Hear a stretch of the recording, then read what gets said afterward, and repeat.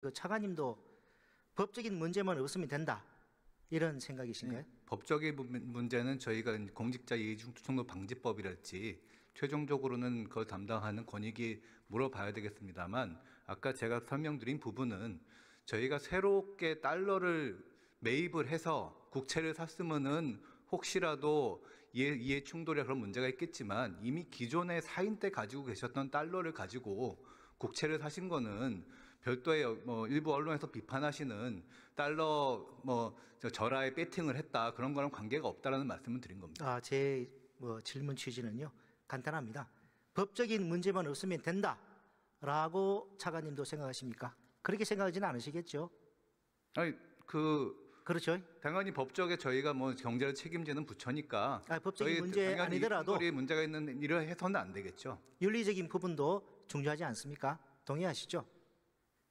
윤리라기보다는 이제 그 이해 충돌의 여지가 있는지 없는지 부분은 저희 나름대로 판단을 했다라고 생각하고 있습니다. 자, 좀 더 물어보겠습니다. 자, 법적인 문제 없다고 단정할 수는 있습니까? 최종적으로는 저희가 의원님 지적하시면은 공직자 이해충돌 방지법을 담당하는 권익위에 최종적으로 한번 확인토록 하겠습니다. 그러시군요. 먼저 말씀을 해주시네요.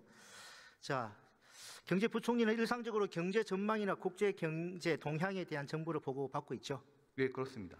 따라서 그러한 정보를 보고받고 재산상 이득을 취하기 위해 미국 국채에 투자했다고 하면 이해충돌 방지법 위반에 해당할 수가 있는 것이고요. 조금 전에 차관님 먼저 답을 해주셨는데, 그 조사하기 전에는 이해충돌 방지법 위반이 아니다라고 단정할 수 없기 때문에 관련한 조사가 필요한 것이고, 좀 전에 국민권익위원회 조사 의뢰도 좀 고려를 하실 수 있다는 거네요.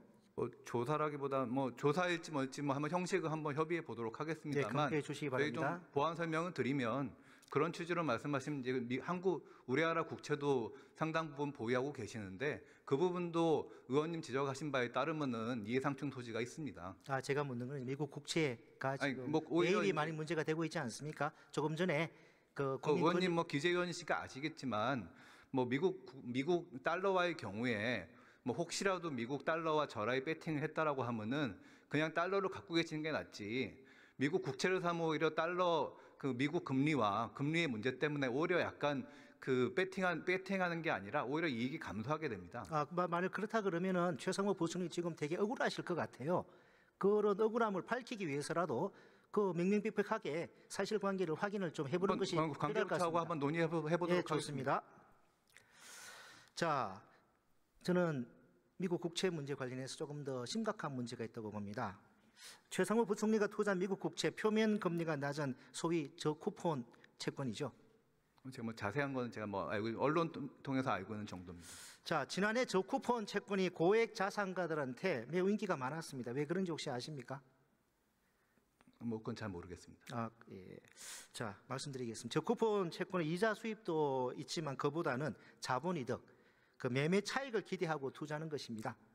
그런데 지금 우리나라 지금 채권 매매 차익 과세합니까, 안 합니까? 안 하고 있습니다. 근데 도입하려다가 작년에 폐지가 된 금융투자소득세가 예정대로 만일에 올해 1월부터 시행이 됐다 그러면 채권 매매 차익 과세가 되지요? 예, 그렇습니다. 자, 그렇다면 최상목 부총리는 작년 중순에 미국 국채 매입했다고 일단 언론을 통해서 알려지고 있는데, 그 당시에 최상목 부총리 금융투자소득세 폐지에 도입하면 안 된다고, 폐지해야 된다고 아주 강력하게 주장하고 있었을 때입니다. 알고 계시죠?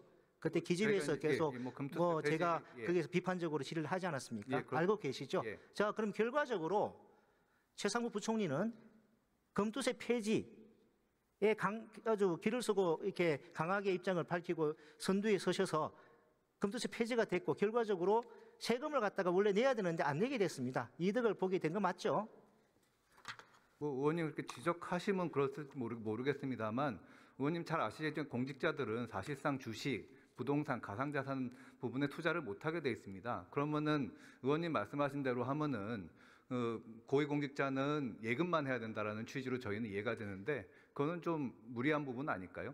자, 조사를 갖다가 하신다고 할 용의가 있다는 취지로 말씀하셨으니까 아까 전에 그것도 한번 조사를 해보시고. 예, 알겠습니다. 근데 제가 묻는 질문, 금융투자소득세 작년에 최상목 부총리 폐지해야 된다고 입장을 일관되게 견지를 하셨고, 그 결과 금융투자소득세 폐지가 되었고 원래 올해 1월 1일부터 시행될 게 시행되지 못했습니다.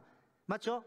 예, 그렇습니다. 그리고 금융투자소득세가 시행이 됐다면 최상목 총리가 매입한 미국 국채 관련한 매매 차익이 생기면 과세가 될 수 있었는데 과세가 안 된 건 사실이죠? 뭐 그렇게 좀 뭐 질의하시면 그 부분은 있지만 전체 가지고 계신 유동자산 중에 한 20% 정도가 미국 국채이고 나머지는 예금과 한국 국채입니다. 제가 묻는 답에 뭐 이게 약간 답변을 이렇게 빙빙 돌리고 그러니까 계시는데 전체 세금을 갖다가 내야 될 뻔했는데 예. 금융투자소득세가 폐지되는 바람에 채권 매매 차익이 생기더라도 세금 안 내게 된 거는 맞죠? 맞습니까? 안 맞습니까? 그 2억 원 부분에 대해서는 맞습니다. 맞죠? 예. 됐습니다. 우리 국무는 경제사령탑이라고 하는 최성모 부총리가 미국 국채 매입을 해서 이 사적인 이익을 추구한 이런 모습에 대해서 참 많은 실망과 분노를 느끼고 있을 것 같습니다. 참으로 뻔뻔하다 이렇게 생각하실 거로 생각합니다. 최상무 부총리가 재임 중에 미국 국채에 투자한 것은 여러모로 하지 말았어야 할 일입니다. 그리고 최상무 부총리는 정작 해야 할 일은 또 하지 않았습니다. 예, 들어가셔도 좋습니다. 헌법재판소 사무처장님 나와 주시기 바랍니다.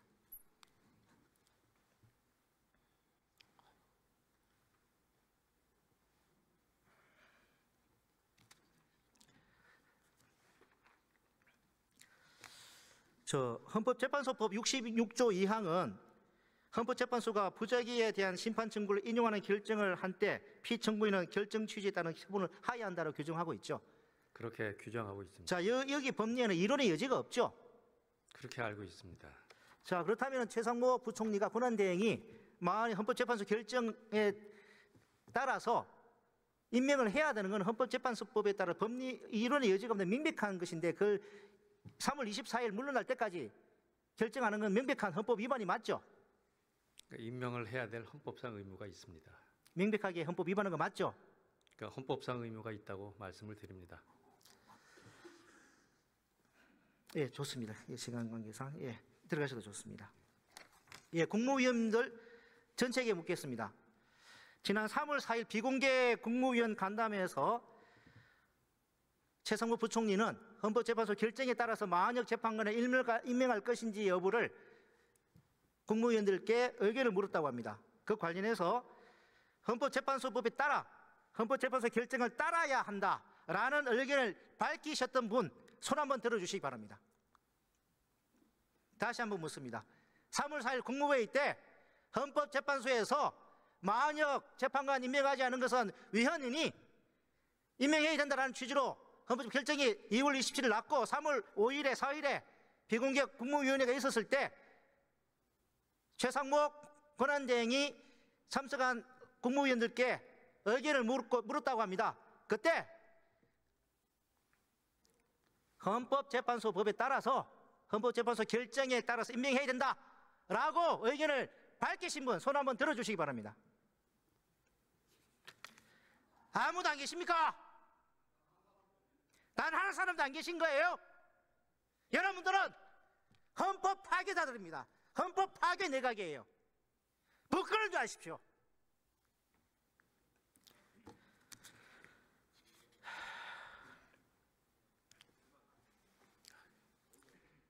시간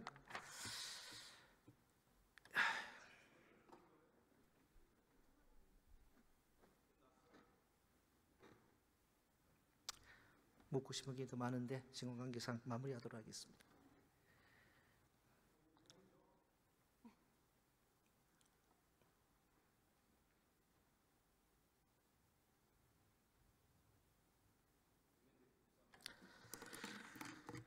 대한민국의 민주주의의 자유가 사라졌습니다. 스웨덴 민주주의 다양성 연구소는 1993년부터 지난해까지 31년 동안 우리나라를 자유민주주의라고 판단했지만 올해는 선거민주주의 국가로 등급을 하향 조정했습니다. 등급 하락의 가장 큰 원인은 다들 아시다시피 윤석열의 12.3 내란이었습니다. 특히 우리나라에 대해 독재화되고 있다고까지 평가했습니다. 윤석열 대통령은 취임사에서 자유를 35번이나 외쳤습니다. 그러나 그 임기 동안 정작 대한민국 민주주의는 자유를 잃었습니다. 그런 거가 다시 돌아온다는 것은 대한민국 민주주의가 잃어버린 자유를 다시는 되찾지 못하게 된다는 것입니다. 본 의원이 오늘 질문을 시작하면서 내일 헌법재판소의 결정은 이념의 문제가 아니라 국가와 헌법의 존립에 관한 문제라고 강조했던 이유입니다. 오늘은 제주 4.3 77주년입니다. 당시에도 제주도에 계엄이 선포되었습니다. 혐오와 폭력이 제주를 삼켰습니다. 2025년 대한민국은 달라야 합니다. 내일 헌법재판소가 내란 우두머리 윤석열의 파면을 만장일치로 선언함으로써 우리 대한민국 민주주의가 다시 자유를 찾고 국가적 위기와 발전을 극복할 수 있게 되기를 기대하고